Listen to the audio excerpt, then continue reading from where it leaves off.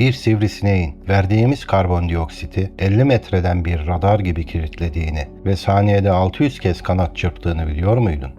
Hele o minik iğnesini bir canlıya soktuğu zaman tam irili ufaklı 20 farklı cerrahi operasyonu saniyeler içinde tamamladığını duysan, işte bu videoda o kusursuz mühendisliği ve Allah'ın yaratma kudretindeki o derin ihtişamı sivrisinek dosyasında açıyoruz.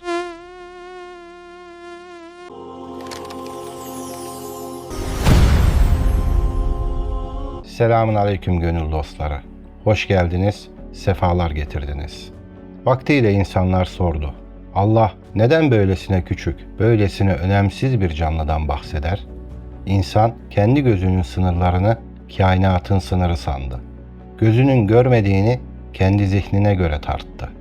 Oysa bu soruların cevabı Bakara suresinin 26. ayetinde mühürlendi. Şüphesiz ki Allah bir sivrisineği, hatta onun da üstünde bir varlığı örnek getirmekten çekinmez.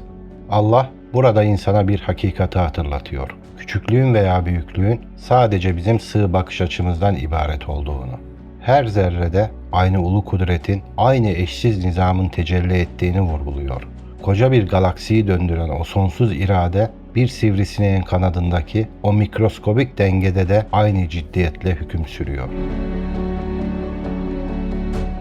Bir sivrisineğin iğnesi. O sadece bir parça değil. O en gelişmiş cerrahi aletlerin yapamadığını tek bir dokunuşta yapan bir yaratılış harikası.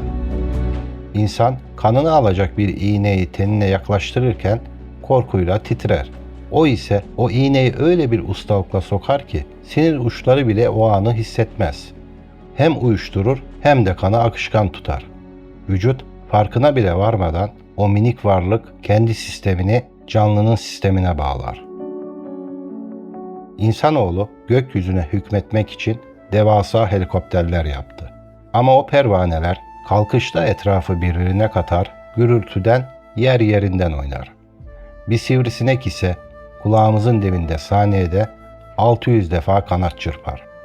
İnsan tonlarca ağırlıktaki o makineleri uçurmak için milyarlarca dolar harcarken o kendi ağırlığının zerresi kadar enerjiyle havayı adeta bir merdiven gibi kullanarak süzülür. Daha da sarsıcısı, insan evinin en korunaklı köşesinde perdelerin ardında uyurken o yayılan o minik ısıyı ve nefesinden çıkan karbondioksit izini metrelerce öteden bir hedef gibi kilitler. İnsan kendini dünyanın merkezinde en akıllı olan sanırken aslında ne kadar savunmasız kalıyor.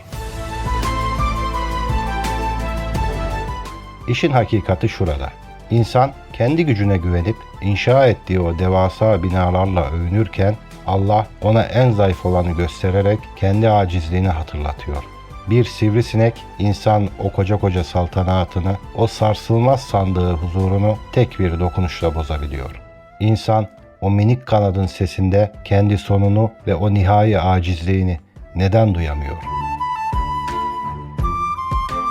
Mesele sadece sivrisineğin varlığı değil. Mesele insanın o varlığın arkasındaki iradeyi okuyamamasıdır. İnsan kendi yarattığı geçici şeylerle meşgul olurken Allah ona en zayıf olanı gösterip insanın kibrini yıkıyor. Asıl soru şu: yaşamdaki o önemsiz denilen anlarda Allah'ın fısıldadığı o büyük hakikat görülebiliyor mu? Nizam en küçük zerrede işlemeye devam ediyor. Peki ya kalp bu hakikatin neresinde? Bu nizamın parçası mı yoksa karşısında bir yabancı mı? Yorumlarda buluşalım. Düşüncelerinizi merak ediyorum. Videoyu beğendiyseniz kanala abone olup videoyu beğenmeyi unutmayın. Bir sonraki gizem dolu videoda buluşmak üzere, her şey gönlünüzce olsun. Allah'a emanet olun.